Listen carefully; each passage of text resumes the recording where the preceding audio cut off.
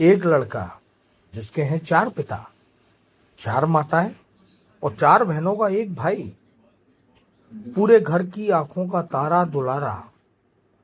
और अगर वो इन लोगों की मर्जी के खिलाफ जाके विवाह कर आए तो क्या होगा? इस गुत्थी को सुलझाने के लिए यूट्यूब पर जाइए, SRK म्यूजिक चैनल पर, और वहां हमारी फिल्म देखिए प्रेम विवाह।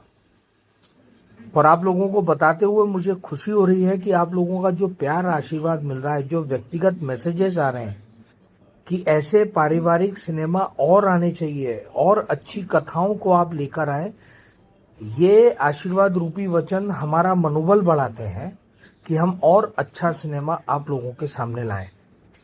तो पूरी समस्त जनता जनार्दन को मैं प्रेम विवाह की पूरी टीम की तरफ से दिल की गहराइयों से आभार व्यक्त करता हूं।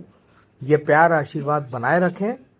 और हाँ, जिन्होंने देख लिया है उनका धन्यवाद, जिन्होंने नहीं देखा है वो यूट्यूब पर जाएं, SRK म्यूजिक चैनल पर प्रेम विवाह देखें, अपनी राय जरूर दें, क्योंकि आपकी राय, आपका वक्तव्य हमारा मनोबल बढ़ाता है और हम सब अच्छा काम करें इस और प्रेरित होते हैं। तो पुनः हमारी पूरी टीम की तरफ से प्रेम विवाह की धन्यवाद। ये प्यार आशीर्वाद बनाए रखे।